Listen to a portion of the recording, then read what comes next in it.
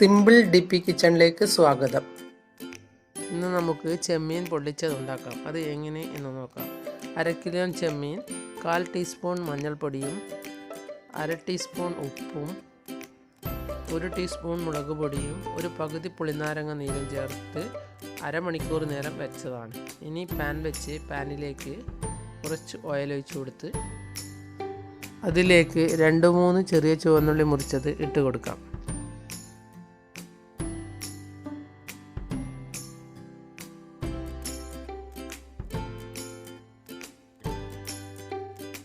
ഇതൊന്ന് നല്ലതുപോലെ വഴറ്റിയെടുക്കാം.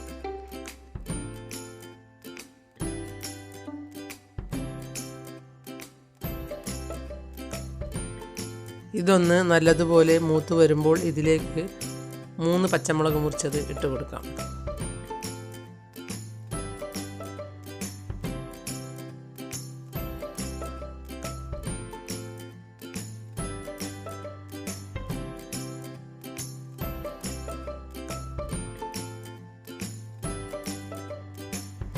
ഇനി ഇതിലേക്ക് 5-6 വെളുത്തുള്ളിയും 1 കഷ്ണം ഇഞ്ചിയും ചതക്കിയത് ഇട്ട് കൊടുക്കാം.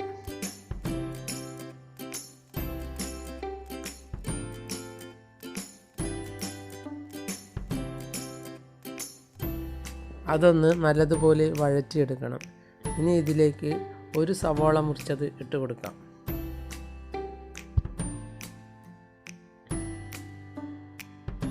ഞാൻ കുറച്ച് വലിപ്പമുള്ള ഒരു സവാളയാണ് എടുത്തത്.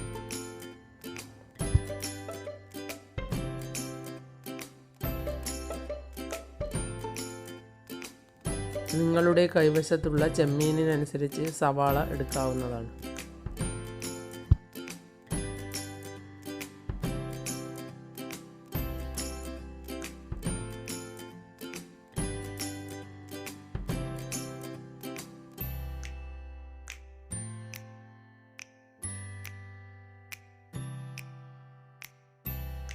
ഇനി ഇതിലേക്ക് 1/2 ടീസ്പൂൺ ഉപ്പിട്ട് കൊടുക്കാം.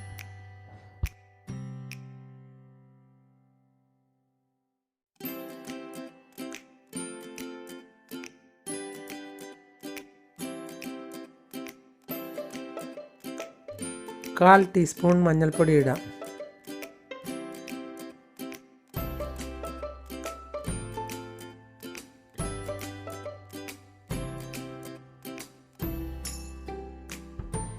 അര ടീസ്പൂൺ മുളക് പൊടി ഇടാം.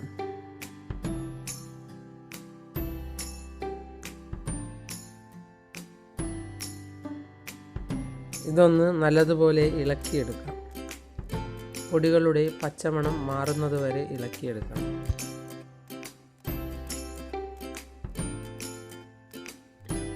പൊള്ളിച്ചത് കുറേ രീതിയിൽ ഉണ്ടാക്കാവുന്നതാണ്.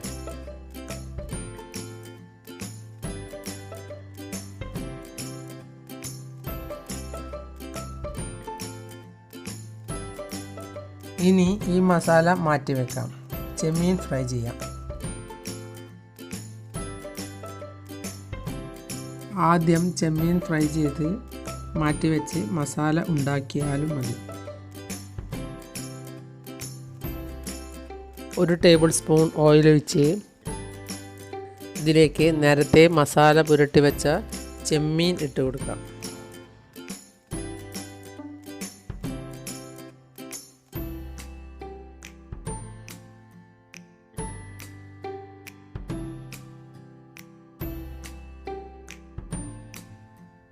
ഇതൊന്ന് നല്ലതുപോലെ വേവിച്ചെടുക്കാം.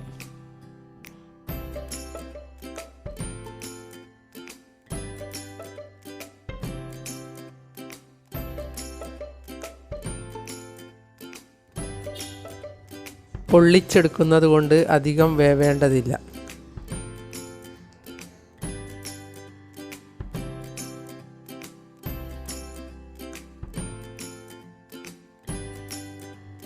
ഇനി ഒന്ന് മൂടി വയ്ക്കാം.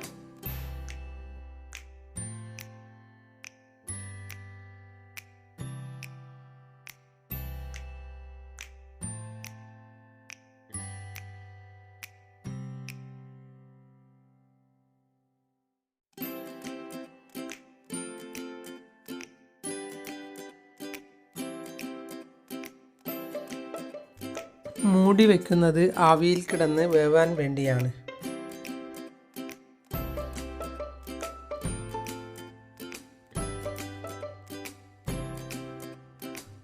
ഇനി ഇതിലേക്ക് കറിവേപ്പില ഇട്ട് കൊടുക്കാം.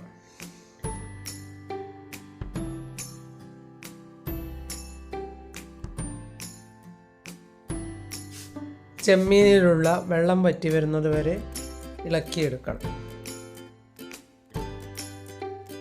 ചെമ്മീൻ റെഡിയായി. ഇത് മാറ്റി വയ്ക്കാം.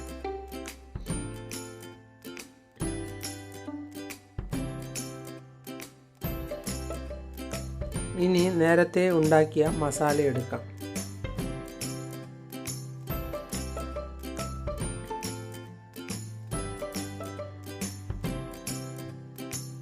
വെള്ളം വറ്റിക്കഴിഞ്ഞാൽ ഇതിലേക്ക് തക്കാളി അരച്ചത് ഒഴിച്ചു കൊടുക്കാം.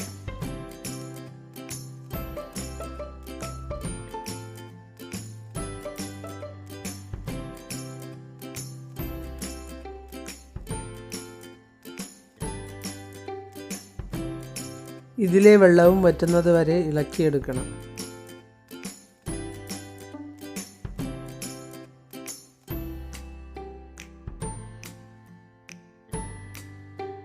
എന്നാലേ ഇലയിൽ പൊതിയാൻ പറ്റുള്ളൂ.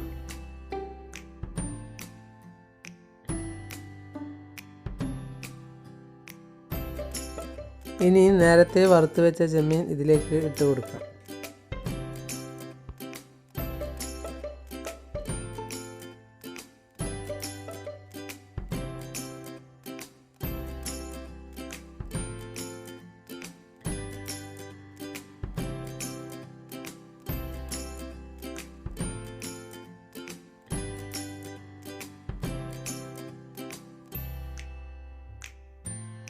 ഇനി ഇതിലേക്ക് 1/4 കപ്പ് കട്ടി തേങ്ങാപ്പാൽ ഒഴിക്കാം.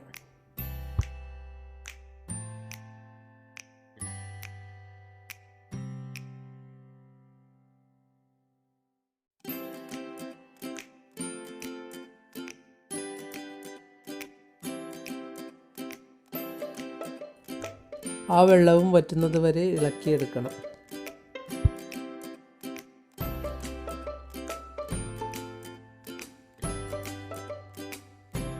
ഇനി ഇതിലേക്ക് 1/2 ടീസ്പൂൺ കുരുമുളക് പൊടി ഇട്ട് കൊടുക്കാം.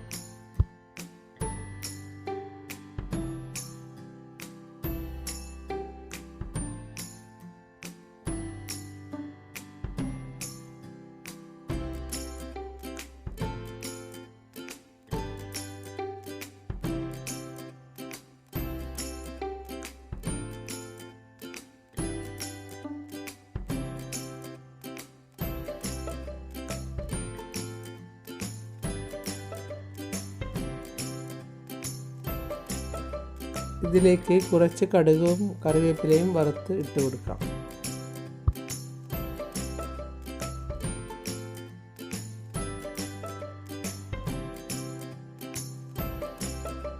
ഇനി ഒരു ഇല വാട്ടി ഇലയിൽ പൊതിഞ്ഞ് ഫ്രൈയിങ് പാനിൽ വെച്ച് ഒന്ന് പൊള്ളിച്ചെടുക്കാം. അപ്പോൾ ഇലയുടെ സ്വാദ് കൂടി ഇതിൽ ഉണ്ടാകും.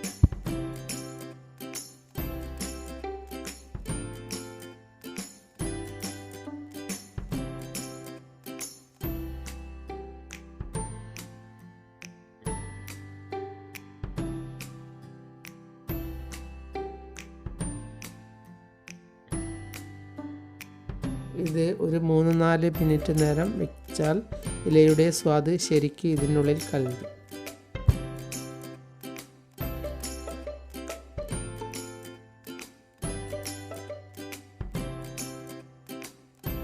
സിമ്മിൽ വെച്ചാണ് ഇങ്ങനെ ചെയ്യേണ്ടത്.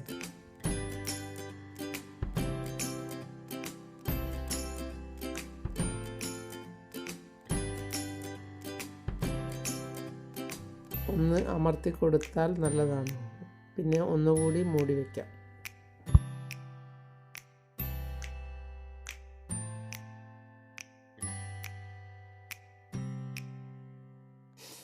ഇത് റെഡിയായി.